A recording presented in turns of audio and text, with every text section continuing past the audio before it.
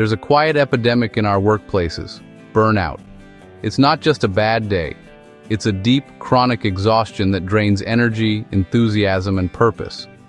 Burnout is emotional, physical, and mental depletion from relentless stress. Imagine a battery that never recharges. Eventually, it just stops working. For men, burnout is intensified by societal expectations to always perform and never show weakness. It's not about being tired. It's about feeling detached, cynical, and like your work has lost all meaning. Burnout isn't a personal flaw. It's a serious occupational hazard that impacts health, relationships, and creativity. The World Health Organization recognizes burnout as a workplace phenomenon, not a personal failing.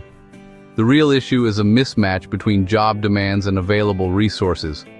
Men, conditioned to tie their worth to output and endurance, often ignore warning signs and push through. When someone becomes cynical or exhausted, don't judge. Ask what's happening in their environment. Burnout is a warning light, signaling that the system, not the individual, is failing. Recognizing this shifts the conversation from blame to collective responsibility. We need workplaces where people can thrive, not just survive. Burnout isn't laziness or lack of ambition. It's often the fate of the most dedicated people. Those who care deeply and go the extra mile are most at risk. Burnout happens when passion is extinguished by unrelenting stress. Like a car running out of gas, it's not a character flaw, it's a system failure. Labeling burnout as weakness adds shame and prevents people from seeking help, especially men. This narrative lets organizations dodge responsibility for unhealthy environments. You can't self-care your way out of a toxic, unsustainable workload. Burnout is a response to chronic institutional stress, not a personal defect. We must see burnout as an outcome, not an identity. It's the result of demands outweighing resources and support. Understanding this lets us stop blaming individuals and start fixing broken systems. Recognizing burnout as a consequence is the first step to healthier workplaces. Men are taught that their worth is tied to being the provider. This belief drives them to work harder and longer, often at the expense of their health. Work becomes the main arena for proving value. As men, husbands, and fathers, the pressure to provide means setbacks feel like personal failures. Men say yes to more work, sacrifice personal time, and rarely admit when they're overwhelmed. The provider identity creates isolation. Admitting struggle feels like failing at their core duty. This relentless drive leads to chronic neglect of well-being. The very identity meant to signify strength becomes the catalyst for exhaustion. The provider's burden is a hidden driver of burnout for many men. Men are taught from childhood, don't show emotion. In the workplace, this means being unflappable and always in control. Vulnerability is seen as weakness, so men suppress stress and fear. Emotions are signals. Ignoring them is like covering warning lights on a dashboard. Maintaining a mask of strength drains mental and emotional energy. Because no one talks about stress, each man thinks he's the only one struggling. This isolation reinforces shame and silence. The pressure builds with no release, like a shaken soda can ready to explode. Stoicism cuts men off from social support, one of the best tools for managing stress. When the rule is never show weakness, men fight burnout alone. The stoic mask becomes a prison, accelerating exhaustion. True strength is facing struggles, not hiding them. Breaking the silence is the first step to real resilience. Men are often fast-tracked into leadership roles, seen as a reward, but often a setup for stress. Promotions come with more responsibility, but rarely more support or training. Technical skills don't always translate to managing people. New leaders face high expectations, little guidance, and growing isolation. The camaraderie of earlier roles fades. Now, they're expected to have all the answers.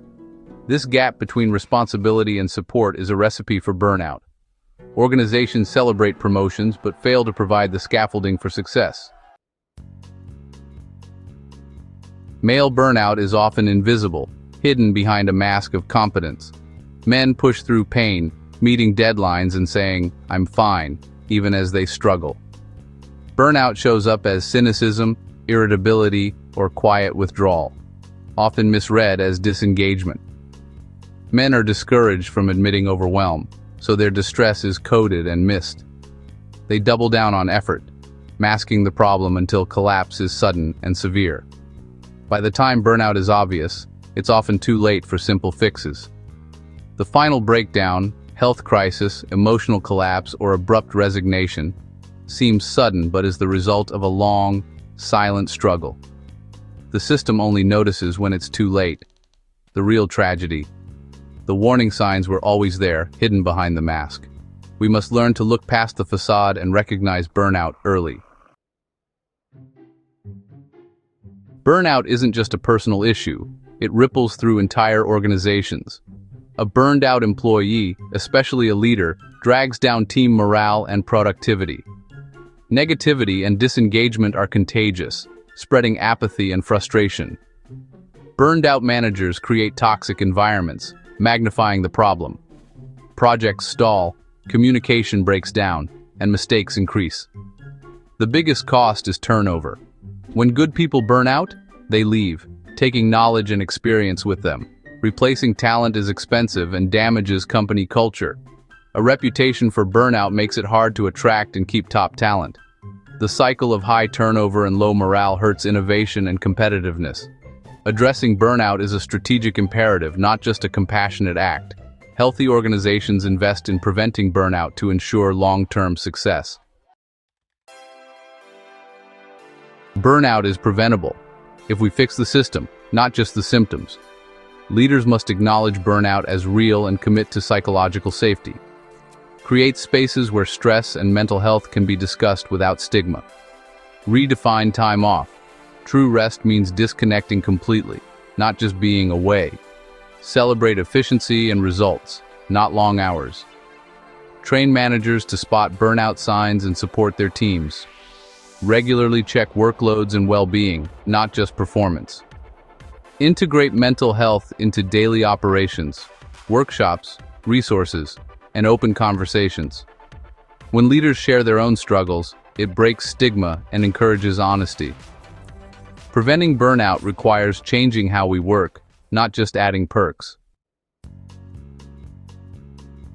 Burnout isn't a personal failure. It's a rational response to irrational expectations. The solution isn't stronger individuals, but better, more human-centered systems. We must shift from glorifying busyness to valuing well-being and sustainable performance. Our health is our most valuable asset. No job should demand we sacrifice it. For men, this means redefining strength vulnerability, asking for help, and prioritizing rest. Providing for loved ones includes being present and healthy, not just earning a paycheck. The goal: work that supports purpose and growth, not chronic stress. Stop blaming individuals. Hold organizations accountable for healthy environments. Burnout is a systemic issue, and fixing it benefits everyone. Together, we can build a future of work that's productive, compassionate, and truly human.